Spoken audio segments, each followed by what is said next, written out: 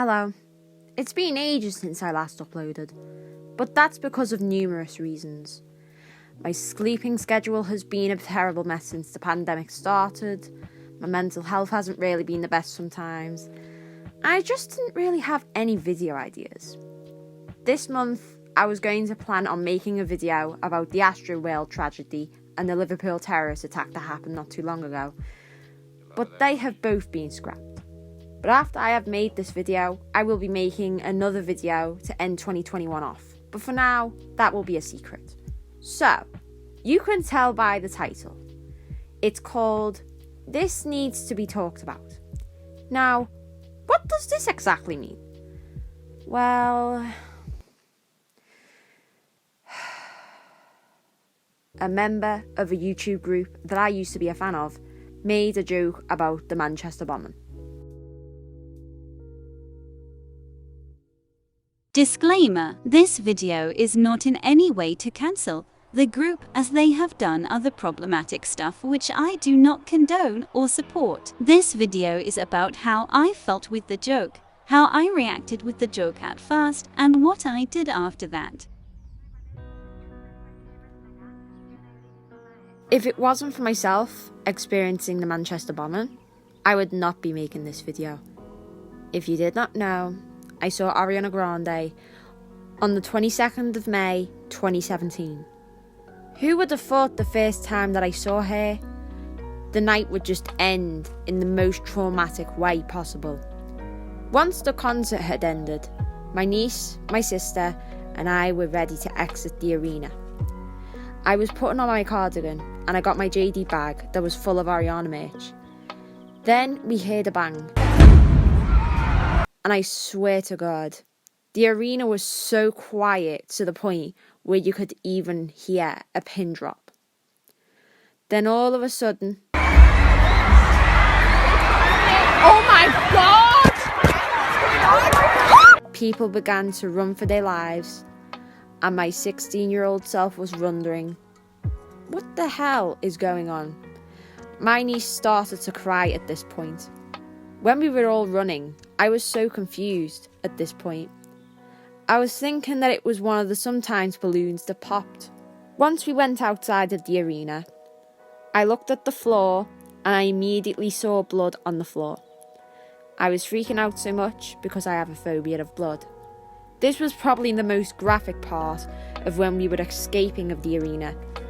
And now I was confused again, because what didn't help was when we went outside of the arena, there was ambulances, police cars, and a helicopter.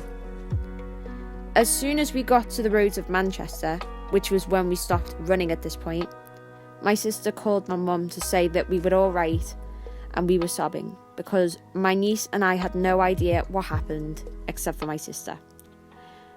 We went back near to the arena to walk to our taxi. We had a talk with one of the staff members and they said that it was one of the sometimes balloons too. I full on believed that it was the balloon at this point, and it was the balloon that caused all of the chaos.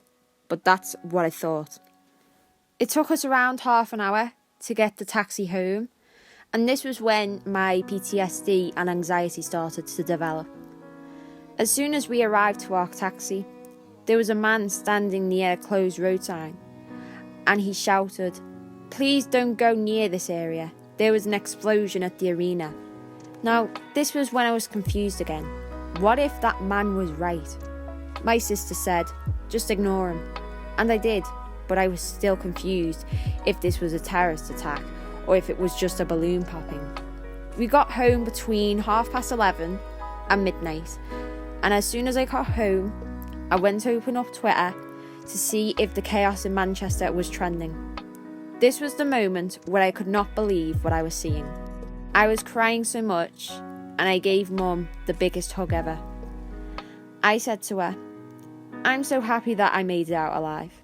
Ever since that night had happened, I suffered with my PTSD and anxiety terribly a few months after the bombing, and I always had flashbacks to that night if I ever heard sounds that were similar to the sound of the explosion. I absolutely hated fireworks when it was bonfire night in 2017 because of the sound of them being similar to an explosion. I managed to get used to the sounds of the fireworks around mid-2018 and became more confident with going to the city centre more often in late 2018. It's been nearly 5 years since the bombing had happened, and it's quite rare that I suffer from anxiety and panic attacks. But on the 17th of November 2021, this would be when the worst day would ever come for my mental health, and I will mention that in a moment.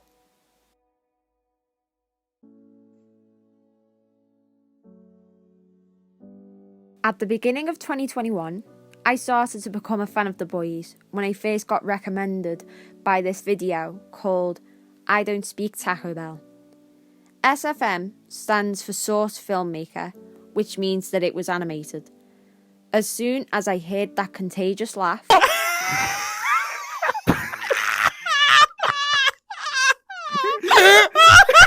that was when I started to become a fan of a bunch of new YouTubers I've never heard of.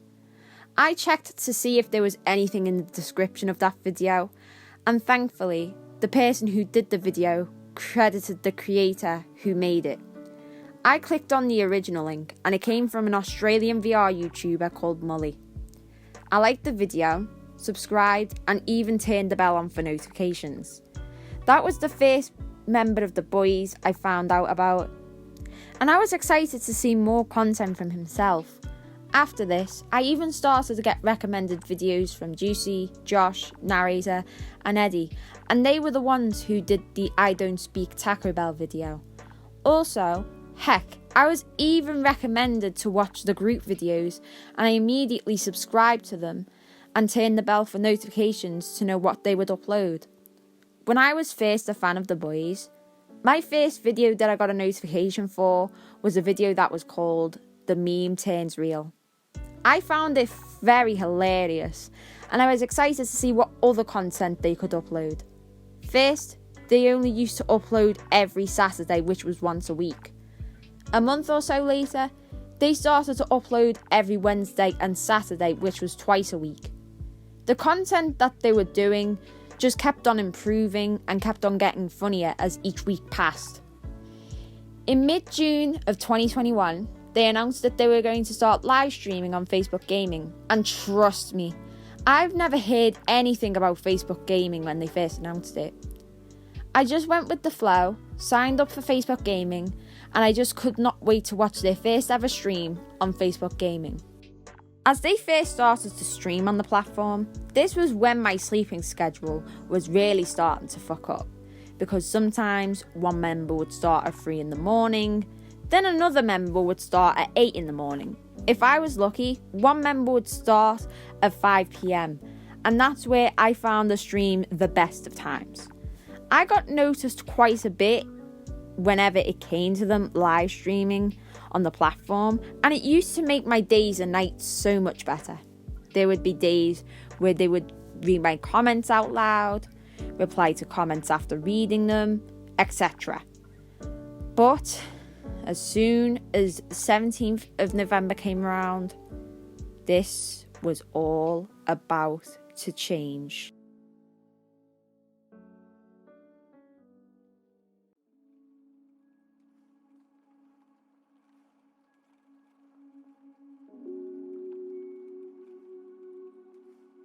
On the morning of 17th of November, I went to sleep at 7 a.m, then I woke up at 9:40 a.m. Which, I know, only 2 hours and 40 minutes sleep is not good enough, but that was when my sleeping schedule was all messed up. And I found out that they were live streaming Battlefield 2042, and I decided it would have been a good idea to watch it because I didn't want to miss out on another stream of theirs. Over 2 hours and 30 minutes into the stream, this is when shit went down. I was just using the stream as a background noise so I could just relax while playing a game called Dazzly on my iPad. And then I could hear Mully just saying this. Alright, now we've got the full squad here. We're going to become the best team. Ready? We're dropping into the stadium. Like Ariana Grande is performing again. This was when I said, Oh, fuck off, Mully. As in another way to say, you can't be serious, Mully. This was when I lost all of my respect for him. I swear to God. The first time when I heard him say this joke, time went so goddamn fast at that moment. And it felt like he said the next joke 10 seconds later. The next joke he says was around 30 to 40 seconds after the first joke he mentioned on about. This was the second joke he made. We're getting out of here. The stadium's too hot. No, we're good, bro. Just dropped your bomb. As soon as he said that, this was when I was triggered into an anxiety attack. I immediately closed the live stream and cried my eyes out to the point when they were stinging. I even had a flashback of that night of the bombing for the first time in 3 to 4 years since I had last one. As soon as he said, No, we're good, bro. Just dropped your bomb. I had a flashback of the moment when my niece, my sister, and I were running out of our arena seats and tried to go up the stairs. Out of all of the YouTubers I have subscribed to or used to subscribe to throughout the years, I have never heard any of them making jokes like this. And I truly find it disgusting to think that it's normal and funny to joke about an event where kids and teenagers have died. Yes, the group that I was a fan of has said and done questionable and problematic things, but I don't condone or support it at all. I was not offended by it, as it's quite rare for me to become offended at jokes, but I just didn't agree with the things that they've said when I was subscribed to them. When I finally stopped crying, I deleted all of my accounts that were associated with the group, changed wallpapers on all of my devices, and unsubscribed and unfollowed all of the members of the group.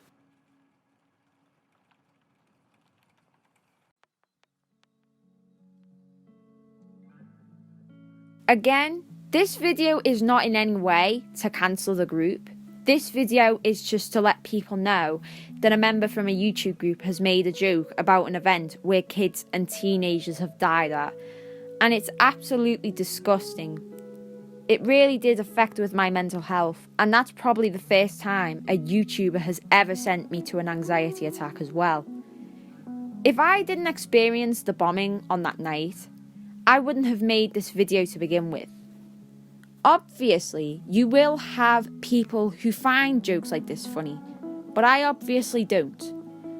Especially when it comes to the Manchester bombing jokes. Obviously, you will have dark humour jokes, some are funny, but some, like the Manchester bombing, that's where the line is drawn. Because, joking about kids, where they've died and whatnot, is just absolutely disgusting and sick. Even to begin with, because I'm also an Ariana Grande fan, and even if I was not in the Manchester bombing, I would still unfollow the group for that. Thank you all for watching. Hit the like button, hit subscribe, and turn the bell for notifications. See you guys when I next upload. Bye for now. And it was the most traumatic thing I've ever experienced. And my mental health lately, because of the Liverpool terrorist attack,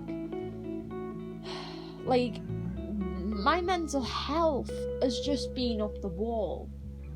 And the fact I just want to watch YouTubers who just make me happy. I don't want to watch YouTubers who triggers me to get into a panic attack because they make a joke about the Manchester bombing. I find that shit so unacceptable. Out of all the YouTubers I've subscribed to in my whole life, I've never heard any of them making jokes about the Manchester bombing until now.